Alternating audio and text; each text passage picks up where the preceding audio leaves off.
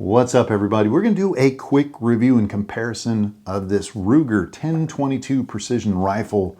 I think you get it at Best Buy for $499. It is an absolute steal in my mind. It's got a threaded barrel for a silencer if you want that Picatinny stuff on top, adjustable cheek riser, extendable buttstock, somewhat of a match grade trigger, and yeah, just it comes with a kind of a banana, I guess, magazine. And that's probably 10 to 15 shots. This is probably like 4.5, 5 pounds. It feels like the weight of an Air Force Condor. And let's get out on the range at 55 yards and compare it, because I have like tons and tons of these targets for, air guns. I want to compare it against how it shoots, group size and what ammo works against really expensive air rifles. So let's get out on the range and try this. I'm going to compare it against the Condor 25 cal, 55 yards. It is windy, if you cannot tell, probably anywhere from 10 to 20 mile an hour gusts.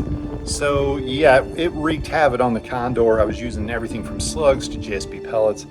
And yeah, we're going to compare it against what this will do to the CCI ammo.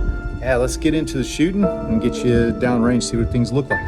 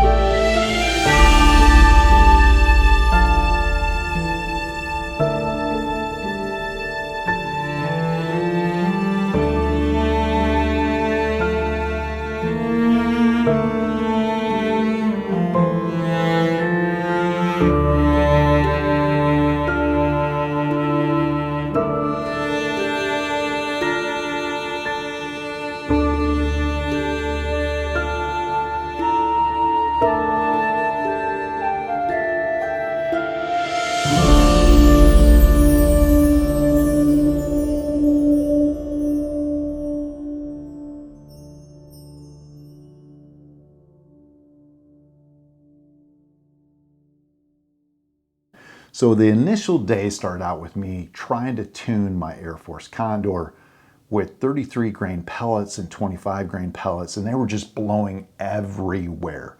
And that it was just like, okay. Then I went to a 65 grain and 59 grain slugs, which helps some, but I couldn't tell if it was the wind or my tune, if something was going on with the barrel. And I'm like, okay. I mean, we've seen this before. The ballistics on a lot of these air rifles are just not anything in comparison to like rimfire stuff. It just feels so much better. So how much better does it feel?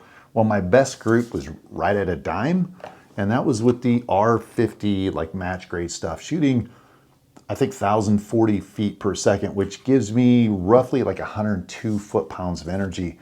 And that was kind of standard. Like, this is a gun, first time I shot it in probably 2 years.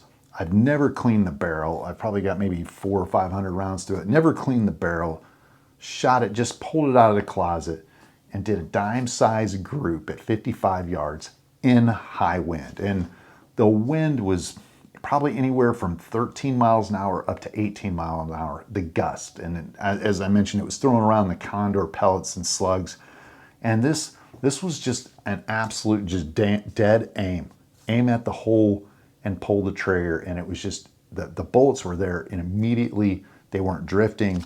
And then like throwing out less expensive stuff like CCI stuff. Like this is almost a dime in itself. And yeah, it just would, it would constantly print some halfway decent size stuff. And then I went to the cap and ball. This is like no gunpowder. This is like 400 or 500 feet per second. You could see where it was just getting blown around. So this is like horrible ammo. But how does this compare to the FX stuff, or I should say the high end? So last week we did a video on the Vulcan at the range, 55 yards, basically the same place. This is like a dime size group and another dime size group, maybe slightly tighter than the 22 long rifle here, the Ruger. But this is the thing, I shot one of these in super high wind. If we would have had the same conditions today shooting the Vulcan, 22 grain FX hybrids, no way. No, not even going to be close. They're going to get blown around when you have 10 to 15 to 20 mile an hour gusts. Even this is, the FX hybrids are shooting around 950 out of the Vulcan. It's fun, it's accurate, but it's just the ballistics on these 22s are just at another level until you really start going up to some of the higher end slugs on the airgun world. But right now, everything I've tested outside of the Ultros, those 2.21 BCs, I don't see anything kind of hanging in there yet. Maybe the big bore stuff. We're going to do a lot more testing.